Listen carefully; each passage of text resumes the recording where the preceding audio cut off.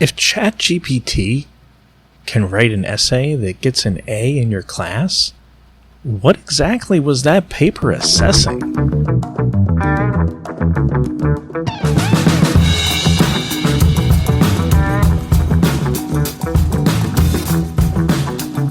An English teacher is sitting at her kitchen table grading essays. She's convinced she can spot the AI-generated ones. Sentences that are too smooth, vocabulary that is just a bit too sophisticated, transitions that flow a little too well. She flags 3 papers and sends them up the chain. Investigations follow, and so do angry parents. Now everyone is frustrated, and yet no one is asking the right questions. I'm John D'Adamo, and this is The School Doctor, a podcast where we diagnose the health of K-12 education and prescribe solutions so it can grow and thrive. Today's patient, American classroom teachers who are presenting with acute panic over student AI use.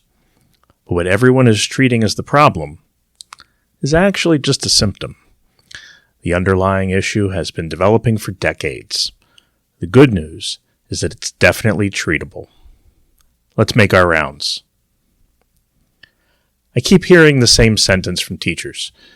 I just don't know if the work is really theirs anymore. It's everywhere right now. Faculty lounges, department meetings, late-night email threads between teachers and administrators. And it's not just anxiety. It's coming from people who have real evidence that something is off. A foreign language teacher pulls a student aside and asks him to demonstrate the same skills his submitted project executed flawlessly. He can't do it. The gap between what he turned in and what he can actually do is enormous. She knows it. He knows it. Every professional instinct she has is telling her that this isn't his work. But when she raises it up, she's told the evidence isn't sufficient. Graded as is. Move on. Meanwhile, an English teacher reads a literary analysis essay. The argument is polished, the structure is clean, and the quotations are properly cited. Except the quotations don't actually exist in the book. The student used generative AI to, quote-unquote, look up what was in the text, and the AI invented them. Fabricated sources in a high school essay, and the student handbook doesn't even have language to address it. These aren't hypotheticals. These are real situations happening in real schools right now. And in both cases, the teachers aren't confused about what happened. They're frustrated because the systems around them, the policies, the handbooks, the burden of proof expectations weren't built for this moment. Some schools have responded by banning AI entirely. Others require it for everything. Some have 15-page acceptable use policies that nobody, students or teachers, actually understand. Everyone is reacting. Almost nobody is diagnosing. So what's actually going on? Over years of watching how teachers adopt new technology across every kind of school, the same pattern keeps showing up. The teachers who successfully adopt new tools aren't the teachers earlier in their career necessarily. They aren't the ones with the most training. They're the ones that believe the technology will actually help their students learn. Self-efficacy and perceived usefulness drive adoption far more than age or experience. What does that tell us about AI? This isn't a student problem. It's a teacher confidence problem dressed up as a student integrity crisis. So, what are we actually seeing here? What's happening beneath the surface? First, there's a detection arms race, and it's showing us something important about trust. It begins with schools buying AI detectors. I get emails about them all the time. Everyone is selling one right now. Unfortunately, students learn to fool them, and then the schools buy better detectors, and the students then use different AI tools. It's whack-a-mole, except you're spending thousands of dollars and damaging student-teacher relationships in the process. Let me give you an example. I recently moderated an AI town hall at St. Francis Academy, a high school in Baltimore. The Lieutenant Governor of Maryland was on the panel, along with 3 university presidents and the state higher education secretary. A room full of students had access to some of the most influential education policymakers in the state. What do you think they asked about? It wasn't prompting ChatGPT to do their homework. They asked about AI's environmental footprint. They asked what happens to entry-level jobs in an AI-driven economy. And they asked whether the detection tools being used on them actually work. We polled them anonymously. When we asked who they trust most to guide their AI use, they didn't rank the adults in their lives and then pick one. They bypassed the adult category almost entirely. More than anyone else, students trust themselves and their peers. And that's not defiance. That's a rational response to statewide, beyond, an incoherent institutional environment.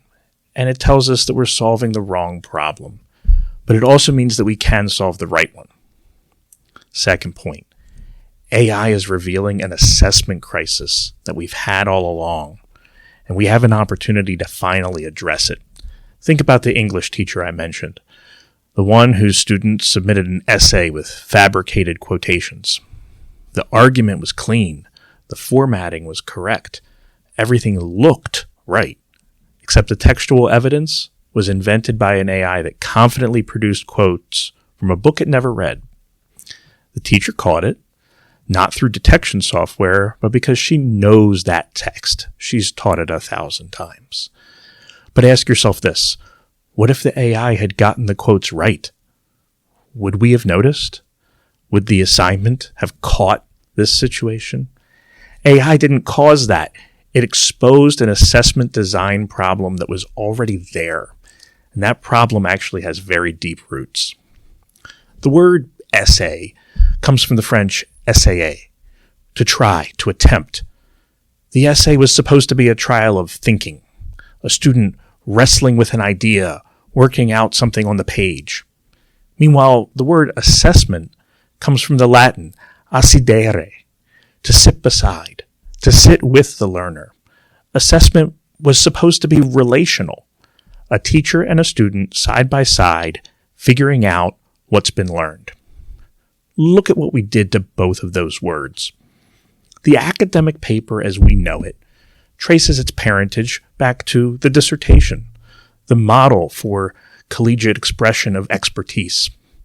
The lineage of the dissertation goes back further to the Humboldt model of the 19th century German research university, a system designed to produce scholars through original inquiry. That model crossed the Atlantic, and it landed in a very different educational reality, the American one-room schoolhouse. And then industrialization happened. We needed to scale, so we built the factory model of education. Students sorted into age by grades, moving through standardized content on a fixed schedule governed by bells. The most important thing about the student in that system is the date of their manufacture. The 5-paragraph essay is a direct descendant of that factory logic. Take a form designed for scholarly inquiry, strip it down for mass production, make it easy to assign, easy to grade, easy to standardize. And for a long time, it worked well enough. Nobody questioned it too hard because there was no pressure to. AI is now that pressure. AI automated the product because a product is all the 5-paragraph essay ever was. And how are some institutions responding? Universities are seeing a surge in sales of blue examination booklets, those handwritten exam notebooks that you remember from years past. Because if students can't type, they can't use ChatGPT. That's the educational equivalent of responding to the automobile by breeding faster horses. It's the factory model doubling down on itself, retreating further into the past instead of evolving toward the future. What we're actually witnessing is assessment kabuki, elaborate, ritualized, performative. Everyone knows the conventions. The teacher assigns a standardized prompt. The student produces a standardized response.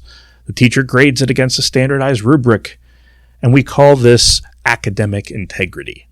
But we're performing academic integrity rather than practicing it. We're protecting the ritual instead of asking whether the ritual still measures learning. AI didn't kill that ritual. It just made the performance impossible to ignore. There's another dimension to this that deserves attention. Researchers are starting to document something called cognitive debt. The finding that when students use AI to produce their work, the output quality goes up, but their actual cognitive engagement goes down. Less idea generation, less critical thinking, less reflection. And the debt compounds with repeated use. The student turns in a better product, but their brain did less work getting there. Over time, the gap between what they can submit and what they can do widens. Sound familiar? That's exactly what happened with that foreign language student. A flawless project, but couldn't perform the skills live. The product looked like learning. It wasn't learning. And our assessments can't tell the difference right now. This isn't just my observation. There's a serious conversation happening right now in higher education about resurrecting the essay, not as a nostalgic exercise, but as a genuine rethinking of what writing assignments are for.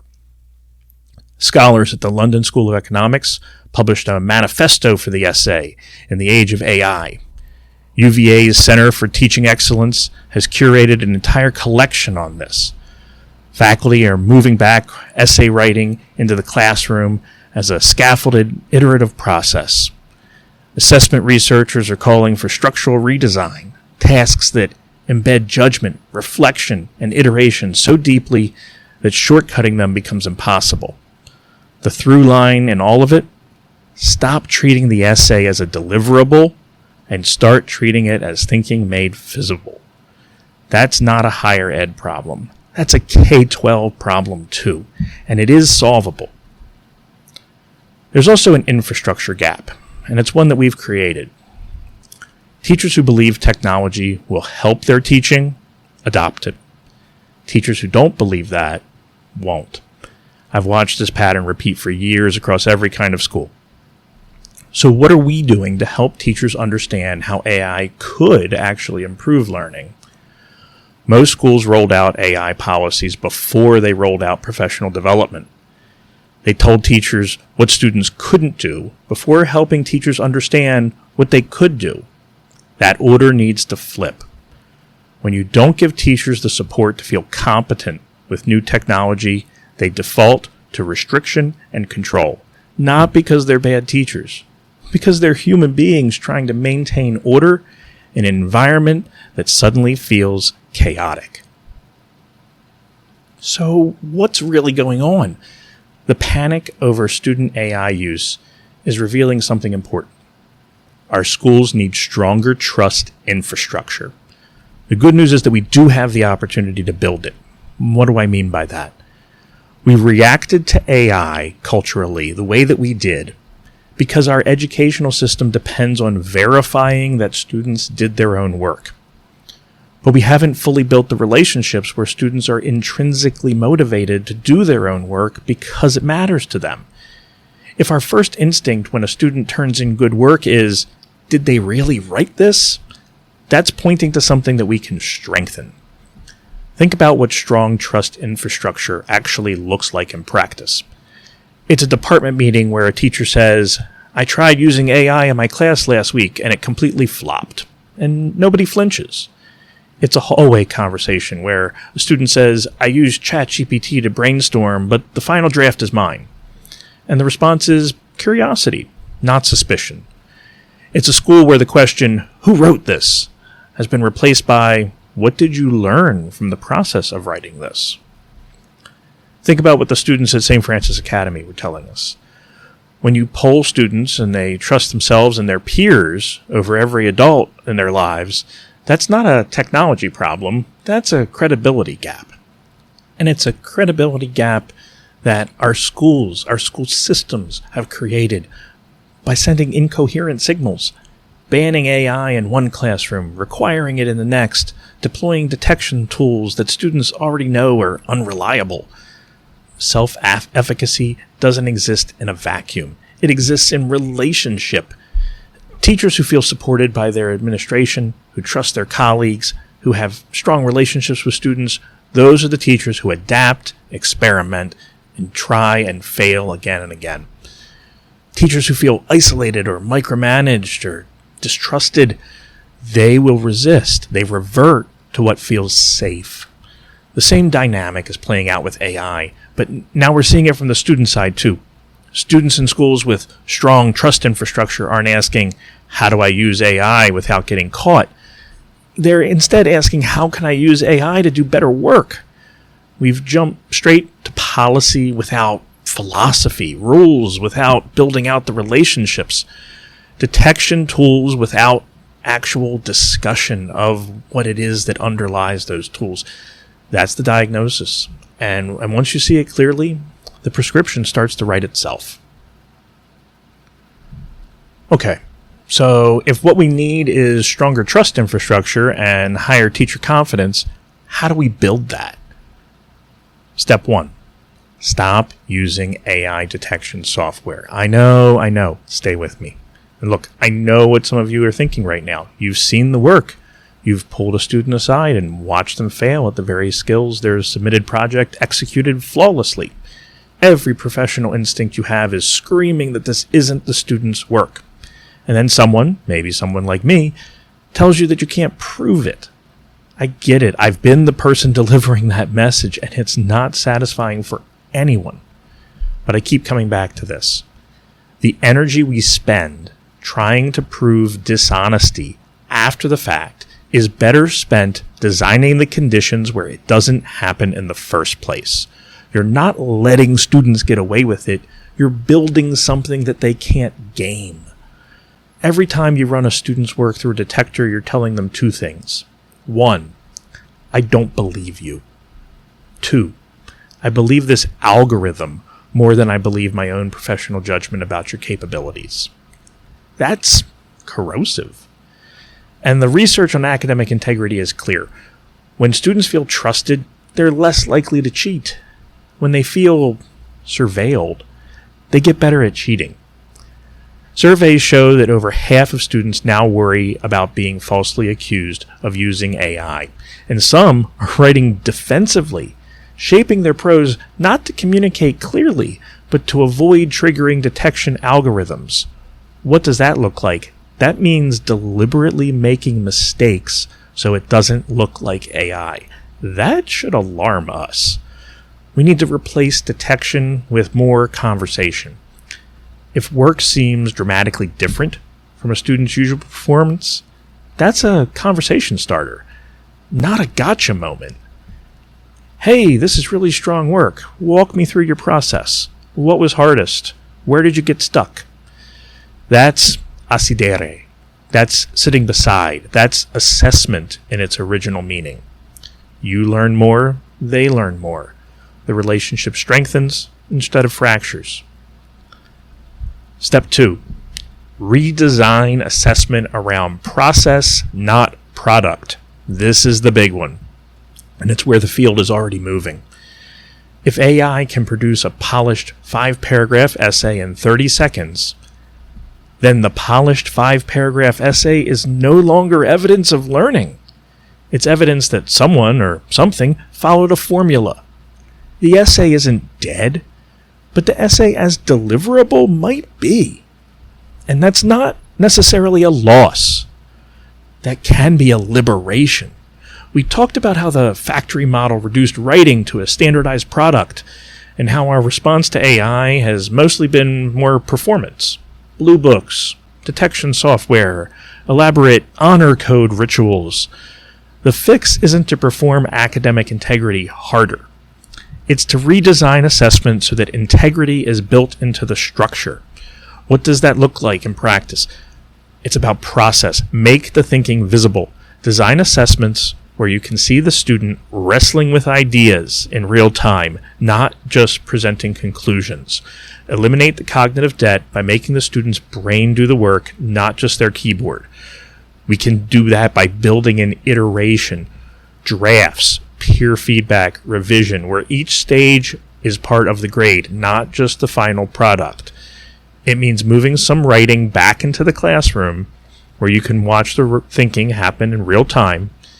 It means stopping in parts of that process to ask students through conferences to reflect on their own process. Where did you get stuck? What changed between your first draft and your most recent draft? What did you learn that you didn't know when you started? What do you think are the steps that need to happen next? And yes, it means rethinking how AI fits. Having students use AI to generate a first draft and then revise it to include specific examples from class discussions that AI couldn't possibly know about. That's one way we could go.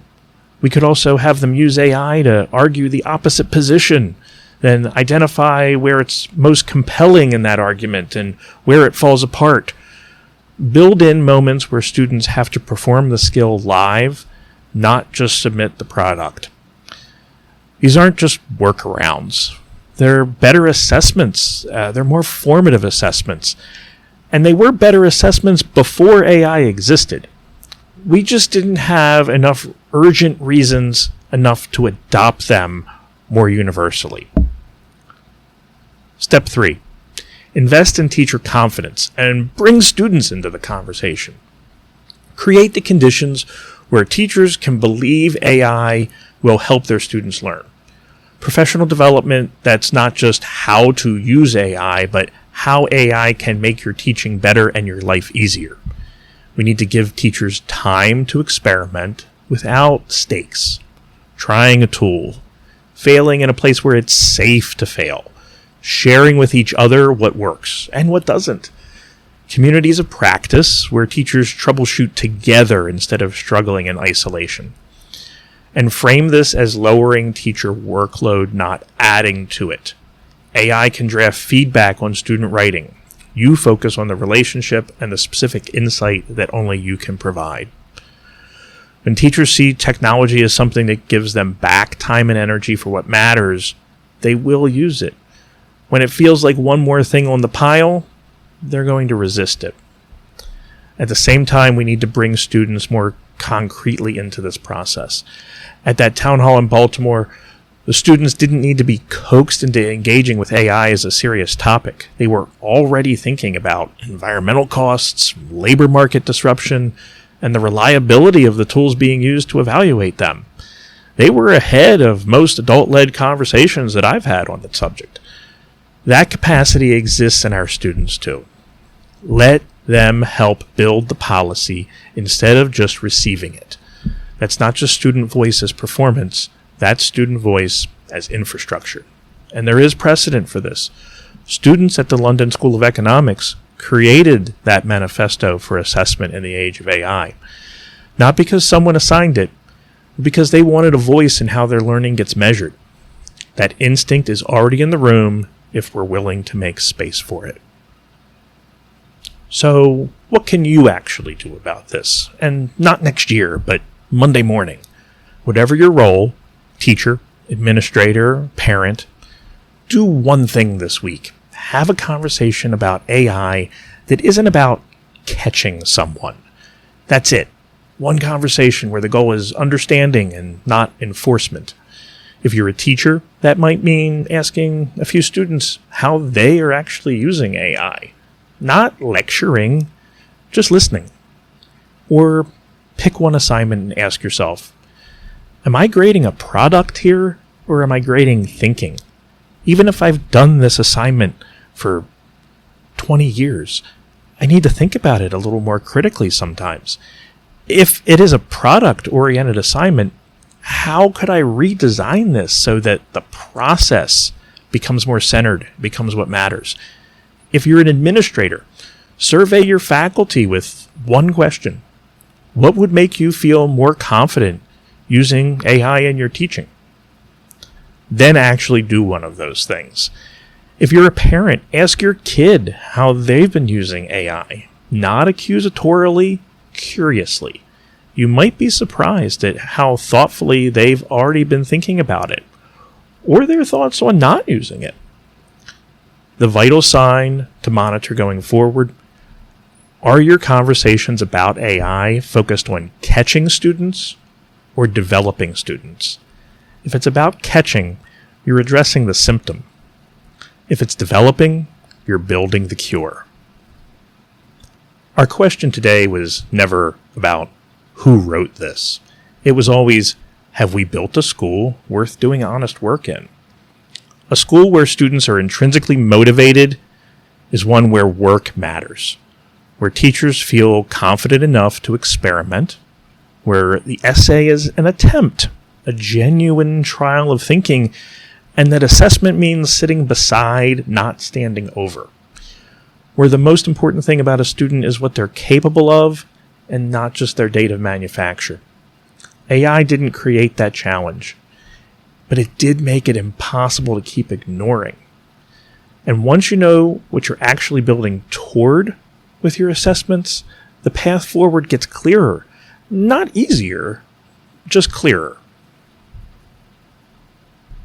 Next time on The School Doctor, we're looking at building human infrastructure for digital tools. Because the challenge isn't the technology, it's that we keep throwing tech at human problems and wondering why it doesn't stick. If your school is working through these challenges, finding the balance with AI, building teacher confidence, strengthening trust, Educational Vitality Partners offers diagnostic consultations. Think of it as a partner for your institution's growth.